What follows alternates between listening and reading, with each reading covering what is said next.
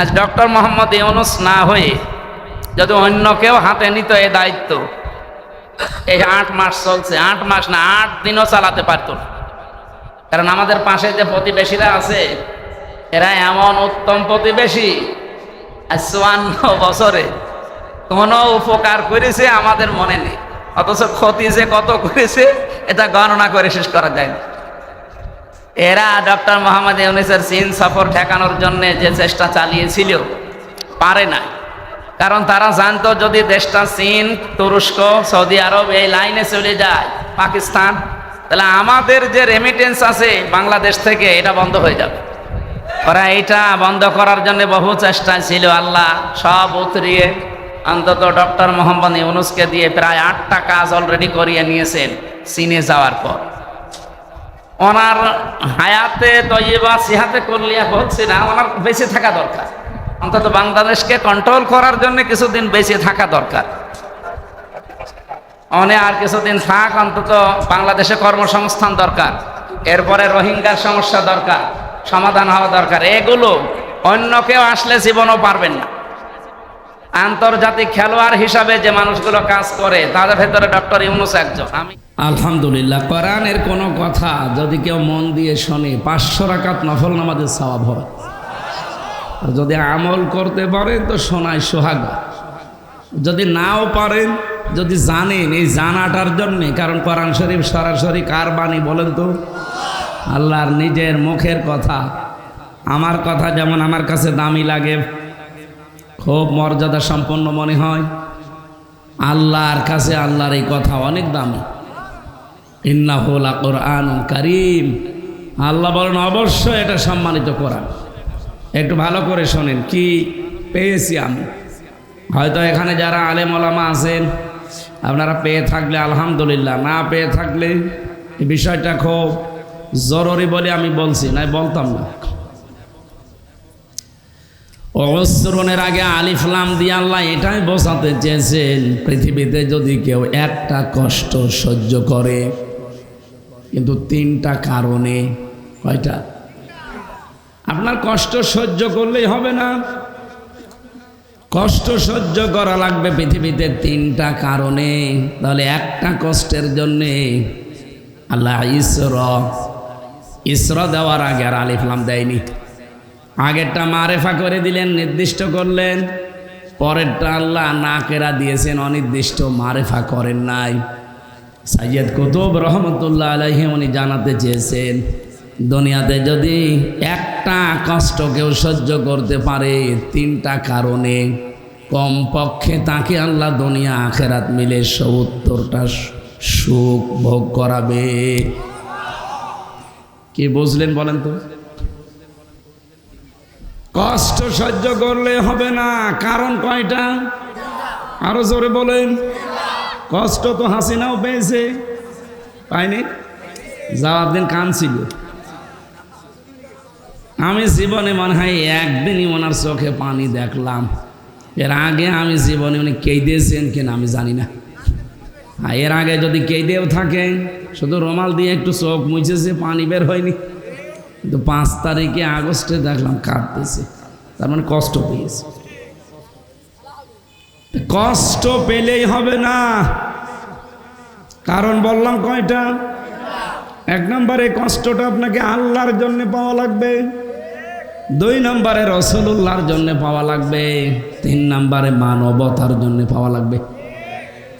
আপনি বলেন তো, এই 3টা কারণে যদি দুনিয়াতে কেউ একটা কষ্ট পায়, তার জন্য সুখ শান্তি অপেক্ষা করছে কয়টা? এই কথাটাকে আমি বানালাম। সুতরাং এই 15.5 বছর মিলে বাংলাদেশে আমরা যারা আল্লাহর জন্যে, রাসূলুল্লাহর জন্যে, মানবতার জন্যে কষ্ট সহ্য করেছি, এক একটা কষ্টের কারণে কমপক্ষে 70টা শান্তি আল্লাহ আমাদেরকে দান করবেন। আজ যারা ফিলিস্তিনে মানবতার জন্যে আল্লাহ রাসূলকে মেনে চলে, এটা যদি বাদও দেন যে না আল্লাহ রাসূলকে মানে, এই জন্যে তাদের ওপরে অত্যাচার না, তাদের ওপর যে কষ্টটা এখন নেমে এসেছে এটা কিন্তু মানবতার কারণে। নেতানিয়াহু কালকেও বিকালে ফেসবুক লাইভে এসে কি বলেছে দেখেছেন না, যে ইসরায়েল আমরা আজ সফল। মনে করছিলাম বিশ্বের 210 কোটি মুসলমান ফিলিস্তিনে টুকরা টুকরা হয়ে যাওয়ার পর বিশেষ করে মুসলমানদের গায়ে হাত দিলে তামাম দুনিয়া থেকে পিপিলিকার চাকের মতো করে আমাদের কাছে আসবে। কই কিছুই দেখলাম না। এক ইরান শুধু একা কি করবে? আশপাশে 57টা মুসলিম রাষ্ট্র এখন পৃথিবীতে, কেউ এগিয়ে আসে না। আফগানিস্তান এগিয়ে এসেছে। তামাম পৃথিবীর মুসলমান রাষ্ট্রগুলো যদি আজ এগিয়ে আসতো, আল্লাহর কসম ইহুদিদের ভেতরে আমি দেখেছি, আমি বাইরের রাষ্ট্রগুলোতে ঘুরতে ফিরতে দেখি মৃত্যুকে সবচাইতে বেশি ভয় করে ইহুদিরা আর মুশরিকরা। কোরআনে কারীম জানিয়েছে, ওয়ালা তাজিদান্নাহুম আহরাসান নাসি আলা হায়াতি ওয়া মিনাল্লাযীনা আশরাকু। হে নবী, অবশ্যই, লামে তাকিদ নুনে সাকিলা, আল্লাহ বলেন অবশ্যই আপনি এই পৃথিবীতে দুইটা জাতিকে জীবনের ওপরে বেশি মায়া মহব্বত দেখতে পাবেন। 1 নম্বরে ইহুদি, 2 নম্বরে মুশরিক। এই মানুষগুলো দুনিয়াতে সবচাইতে বেশি জীবনের ওপরে এদের আকাঙ্ক্ষা, লোভ, লালসা, সবচাইতে বেশি আগ্রহ জীবনের ওপরে। ইয়াওয়াদ্দু আহাদুহুম লাউ ইউআম্মারু আলফা সানা। এদেরকে যদি বলা হয় 1000 বছর বেঁচে থাকবেন, ওরা বলবে আলহামদুলিল্লাহ, আমরা আরো বাঁচতে চাই। এই যে বেশি দিন বেঁচে থাকার আকাঙ্ক্ষা এই পৃথিবীতে এই দুইটা জাতির। এখানে মুশরিকদের কথা আছে, আর সূরা মায়েদার ভেতরে সরাসরি ইহুদিদের নামই আছে। আল্লাহ রাব্বুল আলামিন, আমি যে কথাটা বোঝাতে চাই আপনাদের, ওরা যে কষ্ট দিচ্ছে আজ ফিলিস্তিন, একটা কষ্ট সহ্য করার কারণে মহান আল্লাহ দুনিয়াতে তাদেরকে অবশ্যই 70টা শান্তি সুখ ভোগ করাবে। এটা মাস্ট বি, করাবে। আমরা তো নিজের চোখে আমাদেরটা মিলালাম। আমরা যারা সত্যি কষ্ট পেয়েছি আল্লাহর জন্যে, রাসূলুল্লাহর জন্যে, মানবতার জন্যে, আপনি টের পাচ্ছেন না? এই কষ্ট যারা দিয়েছে তাদেরকে আমার আল্লাহ কমপক্ষে 70টা কষ্ট দুনিয়ায় দেবে, আর আমাদেরকে 70টা সুখ কমপক্ষে ভোগ করাবে। সিস্টেম অপর পৃষ্ঠায় দেখুন, আল্লাহ পাক বলেন পৃথিবীতে কোনো মানুষ যদি অবৈধভাবে একটা সুখ ভোগ করে, আবার বলছি, দুনিয়াতে কোনো মানুষ যদি অবৈধভাবে একটা সুখ ভোগ করে, এই পৃথিবী আর আখেরাত মিলে কমপক্ষে তাকে 70টা দুঃখ ভোগ করা লাগবে। সুখ ভোগ করলে আপনাকে দুঃখ পাওয়া লাগবে, বিষয়টা এমন না। সুখ যদি অবৈধভাবে কেউ ভোগ করে, এই যে পরকীয়া প্রেম যারা করে, এখানে সুখ নেই। কথা বলছে না নাকি? এলাকায় এসব চলছে না? আছে, মানে 180 মাইল বেগে চলছে। তারপরেও যশোর মনে হয় ভালো আছে, এগুলো এই নোয়াখালী বেশি। 4 বছরের তানিয়া থেকে 80 বছরের খাদিজা পর্যন্ত ওরা বাদ দেয় না। এটা রেকর্ড হচ্ছে তো, আপনি দেখেছেন না? সুবর্ণচরে 4 সন্তানের মাকে পর্যন্ত ওরা ধর্ষণ করেছে।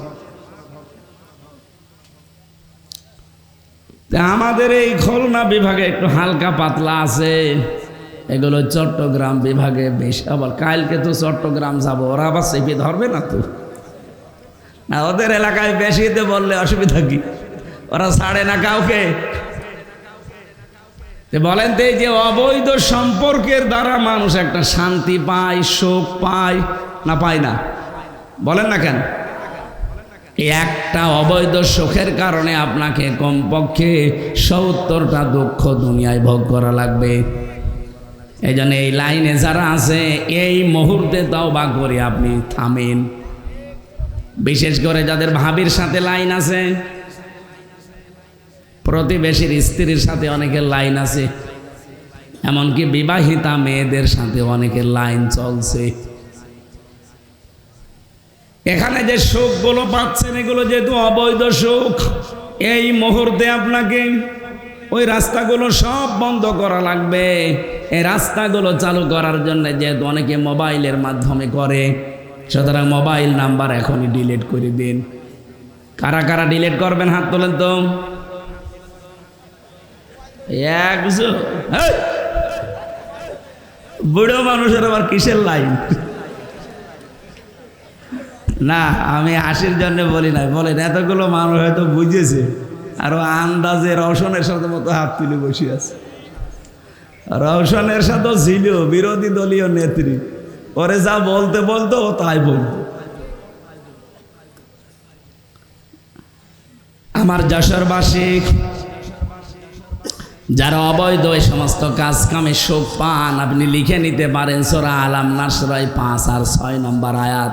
আল্লাহ দলিল দিচ্ছেন অবশ্যই দুনিয়া আখেরাত মিলে মাস্ট বি আপনার কপালে 70টা দুঃখ আছে, এগুলো আল্লাহ আপনাকে ভোগ করাবে। এই যে অবৈধভাবে 15.5 বছরে যারা টিকে ছিলেন ক্ষমতায়, বলেন তো আপনি তারা কি সুখ পায়নি? কি কথা বলেন? এই তো প্রায় 8-9 দিন হয়ে গেল, ওই দেশ থেকে কিন্তু হাসিনা পর্যন্ত বলেছে যে সবই আমার দোষ, মানুষ শুধু আমারে গালি দেয়, আমি কি সব একা খেয়েছি, আমার বোন খায়নি, আমার দলের লোকজন যা আছে ওরা কি কেউ কিছু করেনি, সবই আমারে গালি দেন, সব আমারই দোষ। তারাও তো সুখ পেয়েছে, তারা তো জানতো যে অবৈধ সরকার, বিনা ভোটের সরকার, তারপরও তারা আগ বাড়িয়ে বলতো আমি এমপি হব। হয়তো না আপনাদের এই আসনেও যিনি ছিল উনিও। বাংলাদেশে যত দায়িত্বশীল ছিল 1628 জন মানুষ, সবাই জানতো যে এটা অবৈধ, এ জোর করে আছে, কিন্তু তারপরও সুখ পাওয়ার জন্যে, শান্তি পাওয়ার জন্যে, এ অবৈধ সুখের কারণে ওরা অনেকেই গলা বাড়িয়ে দিয়েছে। গলা বাড়িয়ে কি পেয়েছে আপনি দেখতে পাচ্ছেন না? এক একটা অবৈধ সুখ ভোগ করার কারণে দুনিয়া আখেরাত মিলে আপনাকে 70টা দুঃখ ভোগ করা লাগবে। এখন যারা পাচ্ছে, কয়েকদিন আগে সিঙ্গাপুরে, মালয়েশিয়া ছিলাম, এই বাংলাদেশে এতদিন যারা ছিল অধিকাংশগুলো এই দেশগুলোতে পালিয়ে আছে, কিন্তু কেউ সাহেব পাড়ায় থাকে না, কেউ বেগম পাড়ায় যায় না, থাকে সব হোটেলে। আমি যে হোটেলে উঠেছিলাম, নিচে নেমে দেখি দুজন চা খাচ্ছে। কি হুজুর, আমরা আগেই পালিয়েছি। আগে পালাবেন কেন? আপনি অবৈধ সুখ ভোগ করে আজ নিজের বাড়িতেও থাকতে পারলেন না। এমনকি এই দেশে, এই মালয়েশিয়া সাহেব পাড়া বানিয়েছিল, সেখানেও থাকতে পারে না, তালা লাগানো, থাকে হোটেলে। কয়দিন থাকবেন এভাবে? এই কোটি কোটি টাকা যদি আপনি বাইরে পাচার না করে আর মানুষকে কষ্টে ফেলে যদি আপনি এই সুখটা ভোগ না করতেন, আপনি মরণ পর্যন্ত চেয়ারে থাকলেও কেউ নামাতো না। কত মানুষ জেনে শুনে অবৈধ সুখ ভোগ করে। আমি যে জামাটা সেলাই করতে গিয়েছিলাম, একটু বড় হচ্ছিল মালয়েশিয়াতে, যে দোকানে গেলাম, ওই দোকানদারে যশোরে বাড়ি, অভয়নগরে। 5 জন কাজ করছে, একজনের বাড়ি পাকিস্তান, 2 জনের বাড়ি ইন্ডিয়া, আর একজনের বাড়ি তামিলনাড়ু। 5 জন মিলে ওই দোকানটা চালাচ্ছে। একটু জিজ্ঞাসা করলাম যে কেমন কি খরচ আপনাদের? যশোরের এই লোকটা বলছে আমি 6.5 লাখ টাকা খরচ করে এসেছি, আমার প্রতি মাসে এখানে ইনকাম 80,000 টাকা। পাকিস্তানের ভাইকে জিজ্ঞাসা করলাম উর্দু ভাষায় ওনারে, উনি আমারে বলছে যে আমার 1,20,000 টাকা খরচ হয়েছে আসতে। ইন্ডিয়ার যে 2 জন আছে জিজ্ঞাসা করলাম আপনাদের কত? ওরা বলছে আমাদের 2 লাখ খরচ হয়েছে, 2,20,000। আর একজন যিনি ছিলেন তারে বললাম আপনার কত? বলছে আমার মাত্র 30,000। ওটা থাইল্যান্ডে বাড়ি, 30,000। মানে বাংলাদেশের টাকা হিসাব করে আমি দেখলাম একজনের 30,000, একজনের 1,20,000, একজনের 2,20,000, আর আমাদের আল্লাহর ওলির 6.5 লাখ। অথচ সবার উপায় এক। এই 5 জনই প্রতি মাসে মাসে এই দোকান থেকে এই কাপড় চোপড় সেলাই করে 80,000 টাকা করে উপায় করে। টাকা ইনভেস্ট করলো সবাই কি সমান? এক কথা বলে না কেন? কোথায় 6.5 লাখ আর কোথায় 30,000? যদি ওটা পাশের রাষ্ট্র থাইল্যান্ড, সেখানে মেনে নিলাম, আর ইন্ডিয়া, পাকিস্তান আর আমরা এ তো পাশাপাশি রাষ্ট্র। কি তা আমরা তো একভাবেই প্লেনে যাই, আমার উপায়ও এক, অথচ আমার আকাশ পাতাল হয়ে যাচ্ছে। কোথায় 1,20,000 আর কোথায় 6.5 লাখ? কেন এ টাকা দেওয়া লাগবে?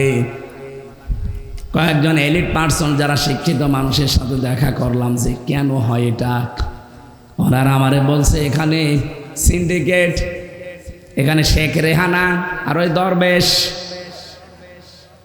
সালমান রহমান, আর একজন নাম বলল এমপির, এই 3 জন মিলে সারা বাংলাদেশ থেকে যত মানুষ বাইরের দেশে যায় তাদেরও খরচ কিন্তু খুব বেশি হলো 2 লাখ টাকায় হওয়ার কথা ছিল, অন্তত মালয়েশিয়া, সিঙ্গাপুর এই সমস্ত জায়গায়।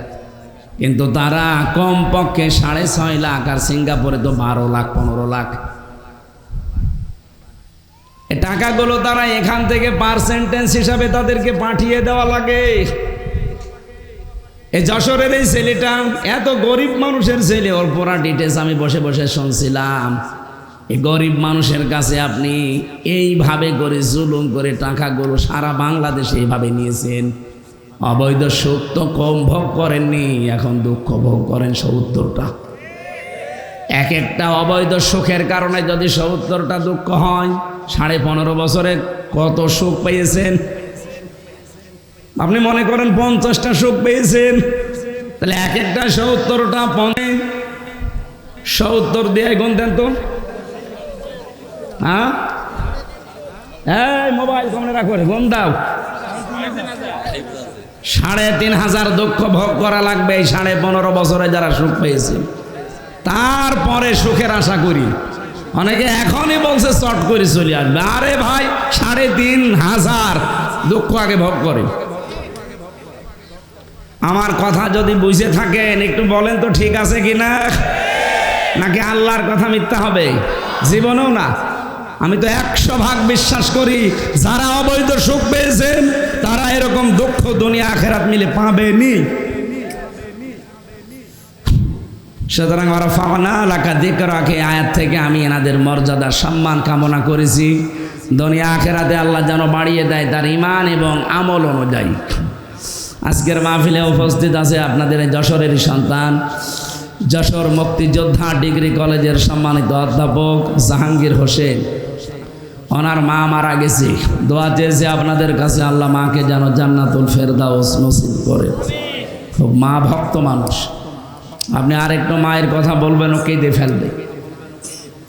সন্তানের মনাজাত, সন্তানের চোখের পানি যেহেতু আল্লাহ ফেরত দেয় না, আল্লাহ যেন স্যারের মাকে মাফ করে দেন, বলেন আমিন।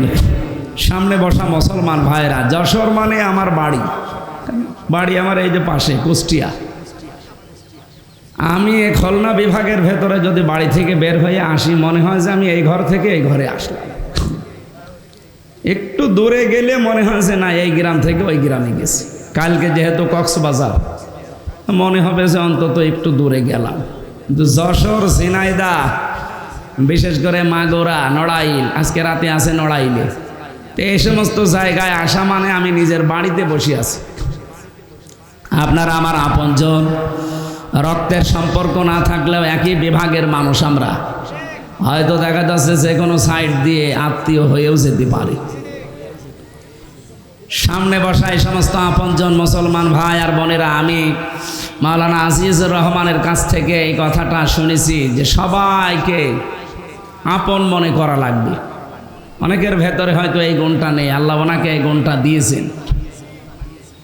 এমনকি উনি এমন কোনো কথাবার্তার, এমন কোনো কাজ করেন না যে অন্যকে একটু কষ্ট পাবে। এই আচরণটা ওনার না, রসুলের। ফাবিমা রহমাতিম মিনাল্লাহি লিনতা লাহুম ওয়ালাউ কুনতা ফাজ্জান গালিজাল কলবি লানফাদ্দু মিন হাওলিক। আল্লাহ তাআলা বলেন, হে নবী, আপনার অন্তর যদি, হৃদয় যদি কঠোর হতো তো মানুষ আপনার কাছে আসতো না। আপনার দিলটা আমি নরম করে দিয়েছি, এই জন্য তো মানুষ আপনার কাছে এত ভেড়ে। সুতরাং ওনার ওই কথাটা আমরা যেন সারা জীবন মেনে চলতে পারি, যে আমরা সবাই, সে যে ধর্মের লোক হোক, যে দলের লোক হোক, যশোরবাসী, খুলনাবাসী, এ বিভাগের লোক, আমরা সব এক। কথা বলেন না কেন? এ বিভাগের 10টা জেলায় যদি কিছু হয়, সারা বাংলাদেশের অন্যান্য বিভাগের লোকজন কিন্তু গালি আগে দেবে খুলনা। খুলনা মানেই যশোর, খুলনা মানেই কুষ্টিয়া। কি কথা বুঝতেছেন? সুতরাং আমরা এমন আচরণ করব আমরা যেন নিজের আপন ভাইয়ের মতো সিমেন্টেড হয়ে যেতে পারি। সম্মানিত মা এবং বোনেরা, পর্দার আড়ালে যারা বসে আছেন, সবাইকে নিয়ে আল্লাহর দরবারে উচ্চ স্বরের শুকরিয়া আদায় করছি। প্রচণ্ড গরম পড়ছে দিনের বেলা, তো তারপরও যে আল্লাহ আমাদেরকে বসিয়ে রেখেছেন ধৈর্য এবং সহ্য সহকারে, বলেন আলহামদুলিল্লাহ। ভারাক্রান্ত একটা মন নিয়ে বসেছি, কারণ মন মেজাজ ভালো নেই। ফিলিস্তিনের এই অবস্থার জন্য আজ বিশ্ব মুসলিম দায়ী। নবীজি বলেন, মানিদ্দাআ মা লাইসা লাহু ফালাইসা মিন্না। এই পৃথিবীতে যে জিনিসের দাবি তোমার না, ওই জিনিস যদি তুমি দাবি করো, দখল করো, ওটা যদি আয়ত্তে নিয়ে নাও, 2টা কথা আল্লাহর নবী হাদিসে বললেন, ফালাইসা মিন্না। 1 নম্বরে সে আমার দলভুক্ত না।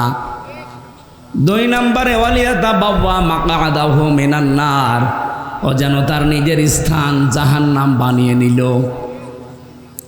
গতকালকে বাংলাদেশের বিভিন্ন প্রতিষ্ঠানে অনেকে ইসরায়েলের প্রোডাক্ট এই নাম দিয়ে হামলা চালিয়েছেন, দখল করেছেন।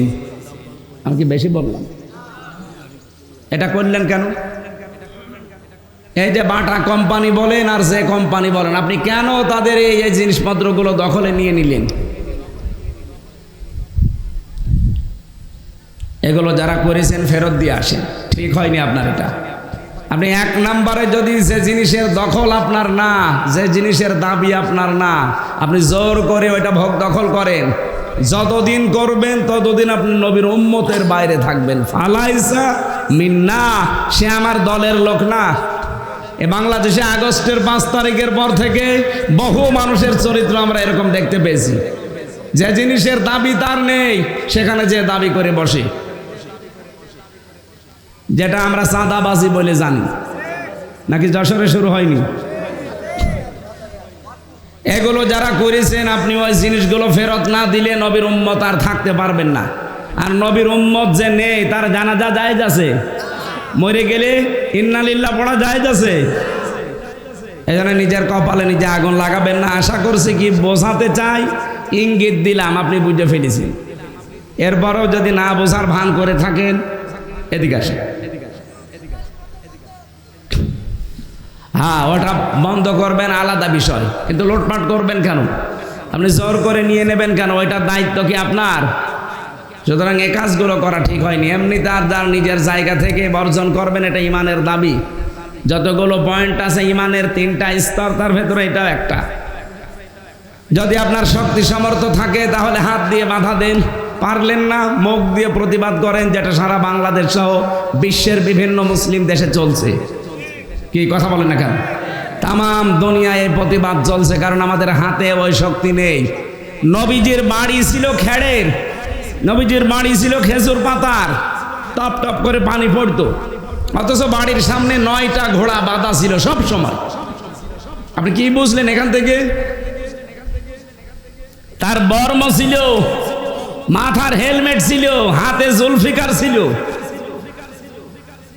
আর আমরা আজ মুসলমানেরা শুধু আনন্দ ভোগ করায় আছি। ওরা আজ তাম দুনিয়া ধ্বংস করার জন্য কি হাতে নিচ্ছে আপনি টের পাচ্ছেন? ইসরায়েল পুরা আশপাশে যা আছে সব ধ্বংস করবে, যাওয়াও লাগবে না এমন মেশিন তারা আবিষ্কার করে। আর আমরা শুধু সুবহানাল্লাহ আলহামদুলিল্লাহ নিয়ে শুধু ফতোয়াবাজিতে ব্যস্ত আছি। আর বাকি শব্দটা আমি বলতে পারলাম না। মুসলমানদের আজ অধপতনের পেছনে সবচাইতে বড় কারণ 2টা। 1 নম্বরে তারা নারী ভোগ করার একেবারে সর্বোচ্চ পর্যায়ে চলে গেছে। 2 নম্বরে ওরা এখন এই নেশা দ্রব্য এগুলো খাওয়াতে ব্যস্ত হয়ে পড়েছে। বাইরের দেশগুলোতে গেলে মাথা খারাপ হয়ে যাবে আপনার। যারা মুসলমান, আজ আমাদের কপালে দুঃখ এমনি আসে না, এসেছে এই কারণে। এই জন্য আমরা সতর্ক থাকবো। কারো জিনিস যেন যেটা দখল আপনার নেই, আন্দাজে দখল করবেন না। ওই যে বললাম না, হয়তো সুখ পাবেন, আনন্দ পাবেন, একটা সুখে দুঃখ কয়টা? বলেন বলেন। আগস্টের 5 তারিখের পর থেকে বাংলাদেশ জামাত ইসলামী কারো কাছে 1 টাকা সাথিয়ে দাবি করে নাই, তারপরেও তারা চলছে না। আপনার করা লাগবে কোন কারণে? বলেন না, আমাদের সবকিছু হারিয়ে গেছে, তাদের হারায়নি। সুতরাং এই দোহাই দেওয়া যাবে না, এটা বন্ধ করেন। সেদিন ফসু পাগলা নামে একজন বলছে, এতদিন আমাদের কাছ থেকে নিয়েছে, আমরা এখন একটু খাবো না। আরে শয়তান! এটা একটা মাসলুম সংগঠন বিএনপি, একে ডোবানোর জন্য এই ফজু পাগলার আবিষ্কার। আমার মনে হয় এই ফজু নামে এই লোকটাকে পাবনায় পাঠানো দরকার। ওর বাড়ি হচ্ছে কিশোরগঞ্জ। পাবনায় পাঠিয়ে বড় ইঞ্জেকশন এসে, সেদিন আমি পাবনায় গিয়েছিলাম, যে দেখি পাগল সব প্রায় চলে গেছে। 750-800 পাগল থাকে সেখানে, মাত্র আর 150-র উপরে আছে মাত্র কয়েকজন। বললাম পাগল, বলছে সব ভালো হয়ে গেছে, চলে গেছে। আর এখন নতুন নতুন পাগল আমদানি হচ্ছে, ওগুলো সব বাংলাদেশ থেকে, বিশেষ করে চাঁপাইনবাবগঞ্জের এই যে মুফাসসিরে কোরআন স্বামী আর স্ত্রী, কে এই 2 জনকেও পাঠানো দরকার কিছুদিনের জন্য পাবনায়, যে থান এখানে থাকেন আর ইঞ্জেকশন দিয়ে দেই। ওই যে কুকুর মারে যে ইঞ্জেকশন দিয়ে। তাছাড়া এ মাথা খারাপ হয়ে গেছে, আর ভালো হবে না। আমি আর নিচে নামলাম না, আপনারা উল্টাপাল্টা ধারণা করবেন না। আমি বিএনপির বিরুদ্ধে না, সত্যি কথা বলছি। আমি শহীদ জিয়াউর রহমানের নামে মন থেকে দোয়া করি, তারেক জিয়া সাহেবের জন্য আমি মন থেকে দোয়া করি। কিন্তু এই মাজলুম দলটা ভারতের চাইলে, ভারতের গলক ধাঁধায় পড়ে এই দলটাকে অনেকে ডোবানোর জন্য চেষ্টায় আছে। তার ভেতরে যাদের নাম বলছি, এদের কোনো কাজ নেই, কোনো কাম নেই। আপনি বলেন তো এদের কোন ব্যবসা আছে? বাংলাদেশে কেউ যদি রাজনীতি করতে চান, তারা আলাদা কর্মজীবন থাকা লাগবে। আর রাজনীতি যদি আপনার কর্মজীবন হয়, আপনি তো দুর্নীতি করবেন 1 আর 2। কি কথা বলেন না কেন? আল্লাহ আমাদের সামনে জাতিকে যেন বাঁচান, বলেন আমিন। সূরা ফাতাহ, ফাতাহ মানে বিজয়। ফাতাহ মানে কি? সামনে বিজয়ের সম্ভাবনা দেখা যাচ্ছে, এই জন্য এই আয়াতগুলো পড়েছি আমরা। তাফসির আকারে কথা বলতে হলে উসুলে তাফসিরের যে নিয়ম নীতিগুলো আছে, মূল নীতি 13টা থেকে 15টা, এগুলো এতগুলো বলতে গেলে আজান দিয়ে দেবে। আমি একেবারে আয়াতে চলে যাচ্ছি একবারে। এই আপনারা ওঠেন কেন? বৃষ্টি নামছে? বৃষ্টি নেই, বসেন, ঠান্ডা হয়ে গেছে। এটা ধরে আমার ওয়াজে লাগিয়ে চলে যাচ্ছে। দেখতে এসেছে আর শুনতে এসেছে, 20 টাকা লাগবে। সূরা ফাতিহা থেকে বলছি এবার 28 এবং 29 নম্বর আয়াতের প্রথম অংশে বিশ্ব নবী মুহাম্মদুর রাসূলুল্লাহ সাল্লাল্লাহু আলাইহি ওয়াসাল্লামকে আল্লাহ নির্দেশ দিচ্ছেন, হুয়াল্লাযী আরসালা রাসূলাহু বিল হুদা। তিনি সে আল্লাহ যিনি তার রাসূলকে এই পৃথিবীতে পাঠিয়েছেন হেদায়েত সহকারে। কি সহকারে? আরো জোরে বলেন। হেদায়েত কি? দুনিয়ার কোনো মানুষ যদি হেদায়েত না পায়, সে জান্নাত পাবে? আরো জোরে বলেন। তাহলে হেদায়েত পেতে হলে, জান্নাত পেতে হলে মাস্ট বি আপনাকে হেদায়েত পাওয়া লাগবে। কোরআনে কারিমে জানিয়েছেন আল্লাহ হেদায়েত পাবে কারা? সূরা বালাদের ভেতরে 5 দফা কর্মসূচি যারা হাতে নেবে, আল্লাহ তাদেরকে হেদায়েত দান করবে। ওয়াহাদাইনাহুন নাজদাইন ফালাকতাহামাল আকাবাতা ওয়া মা আদরাকা মাল আকাবা ফাক্কু রাকাবা আও ইতআমুন ফি ইয়াউমিন যী মাসগাবা ইলা আখিরি আয়া। ভালো করে শোনেন, শুধু বাংলাদেশের জন্য না, এটা রেকর্ড হচ্ছে সারা পৃথিবীর বাংলা ভাষাভাষী যারা সবাই শুনবে কালকে, হেদায়েত যদি না পান জান্নাত পাবেন না। আর হেদায়েত পেতে হলে কমপক্ষে 5টা কাজ আপনার জীবনে থাকা লাগবে। কয়টা? এ বাংলাদেশে এখন প্রায় 73টার উপরে দল কাজ করছে, নিবন্ধন মিলে নিবন্ধন ছাড়া।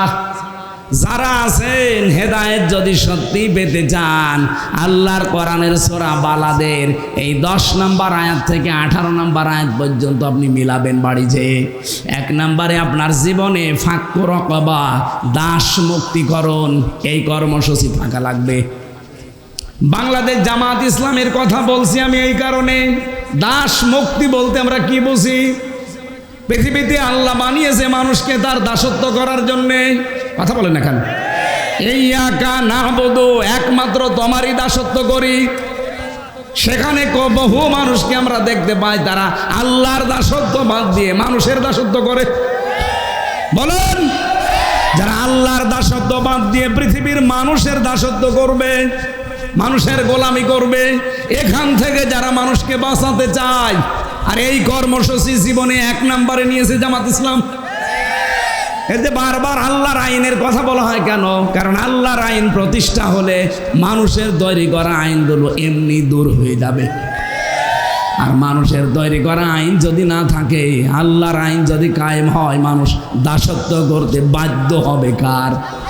আমরা তো চাই মানুষ দাসত্ব করুক আল্লাহর। কি কথা বলে না কেন? 2 নম্বরে যারা এতিম মিসকিন অসহায় মানুষের বাড়িতে খাবার পৌঁছিয়ে দেয়। আপনি দেখেন না, আগস্টের 5 তারিখের পরে আজ এপ্রিলের 8 তারিখ, এই 1 মাস 8 মাস 3 দিনের ভেতরে এই 73টা দলের কর্মসূচি আপনি একটু হিসাব করে মিলান।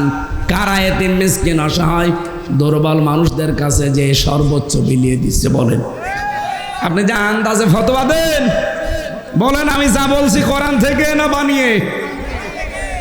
ইয়াতীমান যা মাকরাবা, নিজের নিকট আত্মীয় স্বজনের ভেতরে যারা এতিম অসহায় তাদের খোঁজ খবর নেওয়া। আর আমি তো এই গুণটাও এদের ভেতরে দেখি। আমি যা পড়ি কোরআনে, এগুলো যার ভেতরে পাবো আমি তো সেখানে যাব। আপনি জোর করে আমার নিতে চান, পারবেন না। আমি তো দেখি না আপনার ভেতরে এগুলো। আও ইউতামুন ফি ইয়াউমিন জি মাসগাবা, এখানে আরেকটা আয়াত আমার আল্লাহ জানিয়েছে, যারা এতিম অসহায়, যারা ধলি মলিন, যে মানুষগুলো রাস্তাঘাটে কর্মজীবনে ধোলা মলিন হয়ে নিজের শরীরকে সর্বশান্ত মনে হয়, এই মানুষগুলোর পেছনে যারা থাকে, এদের কর্মজীবনে যারা সাহায্য সহযোগিতা করে। কত ভ্যানওয়ালা, রিক্সাওয়ালা, রিক্সাটা পুড়িয়ে গেছে, নষ্ট হয়ে গেছে, তার একটা কর্মজীবন ঠিক করার জন্য বাংলাদেশ জামাত ইসলামী এই কর্মসূচিটা হাতে নিয়েছে। আমি তো বহু মানুষকে দেখলাম, আমার কুষ্টিয়া নিজের জেলায় একটা হিন্দুর বাড়ি, আমার নিজের 4-5 গ্রাম পরে ওই বাড়িটা পুড়ে একেবারে ছাই হয়ে গেছে। বাংলাদেশ জামাত ইসলামী কুষ্টিয়া জেলা শাখার উদ্যোগে এই 5 টাকা, 10 টাকা, 100 টাকা চাঁদা কালেকশন করে করে 2.5 লক্ষ টাকা দিয়ে তার বাড়িটা বানিয়ে দিয়েছে। এর একটা হিন্দু হোক, কিন্তু লোকটা তো মানুষ। বলুন, একটা মুসি মানুষ, মুসি জুতা সেলাই করে খায়, সে জীবনে ইসলামের এই সৌন্দর্য দেখে কোনোদিন ভুলতে পারবে? আর আপনার টাকা ব্যাংকে ছাতা পড়ে যায়, কি করেন আপনি টাকা দিয়ে? সুম্মা কানা মিনাল্লাযীনা আমানু ওয়া তাওয়াসাউ বিস-সাবরি ওয়া তাওয়াসাউ বিল মারহামা। এই পৃথিবীতে ওই মানুষগুলো হেদায়েত পাবে, তারা ডানপন্থী বলে আল্লাহ উল্লেখ করেছেন। উলাইকা আসহাবুল মায়মানা, এই মানুষগুলো ডানপন্থীরা সফল হবে, এদেরকে আল্লাহ হেদায়েত দেবে। যারা নিজেরা ঈমান আনার পর মানুষকে ধৈর্য ধারণের উপদেশ দেয় আর একে অন্যের প্রতি রহম দিল হয়। আজ এই গুণগুলো আমি যেখানে পাবো, আল্লাহর কসম আমরা মুসলমান হিসাবে সেখানে যাব। বলেন, আমরা খাদিজাতুল কুবরা রাদিয়াল্লাহু তাআলা আনহার জীবনী থেকে পেয়েছি, এটা ওখানে পাবেন আপনারা। সারা জীবন তিনি 1 ওয়াক্ত নামাজ পড়েননি, একবারও তিনি যাকাতও দেননি, একটা জীবনে হজও করেননি, তিনি একদিনের জন্য পর্দায়ও থাকেননি, রোজাও রাখেননি জীবনে একটা। কিন্তু আল্লাহ তাকে নিজে সালাম পাঠিয়েছেন, আর জান্নাতে ঘর বানিয়ে তার জন্য সুসংবাদ পাঠিয়েছে। পুরা জীবনী পড়ে আমি একটা বিষয় পেয়েছি, কারণ এগুলো সব নাজিল হয়েছে তার ইন্তেকালের পরে, এই জন্য তিনি করতে পারেননি। কিন্তু আল্লাহ তাকে জান্নাতে ঘর বানিয়ে সুসংবাদ দেওয়ার কারণ, তাকে সালাম দেওয়ার কারণ হচ্ছে জীবনে কোনোদিন তিনি স্বামীর মনে দুঃখ দেননি। এখানে যারা আমরা স্বামী আছি, সে যে স্বামী হোক, আপনি বুকে হাত দিয়ে বলতে পারবেন জীবনে আমার বউ কোনোদিন আমাকে একদিনও দুঃখ দেয়নি? হাত তোলেন তো। একজন হাত তুলতে পারছে না। এখানে দাঁড়িয়ে দাঁড়িয়ে কি করেন আপনারা? একটা স্বামী আপনার পক্ষে নেই? কি আশ্চর্য গো, এত বড় বড় হুজুর আমরা হাত তুলতে পারছি না। না, শুধু নামাজ পড়া, রোজা রাখা আর কালো বোরকা পরা ইবাদত না। স্বামীর মন জয় করা, স্বামীর খেদমত করা, তাকে খুশি রাখা, এটাও কিন্তু নামাজ রোজা ফরজ পর্দার মতো একটা ইবাদত। আল্লাহ তৌফিক দেন মেয়েদের, বলেন আমিন।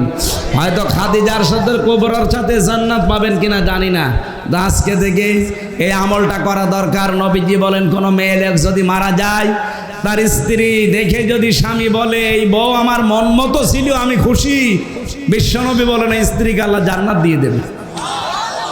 সুতরাং মেয়েদেরকে আমরা হযরতে খাদিজাতুল কুবরার মতো তৈরি করতে চাই, আল্লাহ যেন বানিয়ে দেন, বলেন আমিন। আমরা যারা স্বামী আছি খুব খুশি। স্ত্রীর লোক যদি বলে জীবনে আমি কোনোদিন দুঃখ পাইনি, এরকম একটা স্বামীর হাত তুলতে বলেন তো। আমরাও পারবো না। প্রতিনিয়ত তাদের সাথেও খারাপ আচরণ হচ্ছে, তাদের হকগুলো আদায় হচ্ছে না। যতদিন পর্যন্ত এই দেশে আল্লাহর কোরআনের 500 বিধান প্রতিষ্ঠা না হবে, ততদিন কেউ কারো হক সঠিকভাবে পাবে না। সুতরাং আমরা এইটাই চাচ্ছি, লিইজহিরাহু আলাদ-দীনি কুল্লি। হে নবী, আপনাকে আমি পাঠিয়েছি আমার দ্বীনকে এজহার করার জন্য। এজহার মানে এজহার মানে শুধুমাত্র আমরা মনে করি প্রকাশ করা। এজহার মানে স্পষ্ট করা না।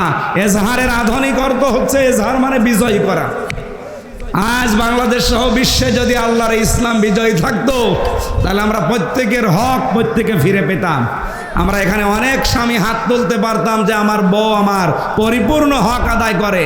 মেয়েরাও বলতো যে হ্যাঁ, আমার স্বামী আমার 100 ভাগ মুহাম্মদুর রাসূলুল্লাহর মতো হক আদায় করে। সুবহানাল্লাহ বলতে পারেন না?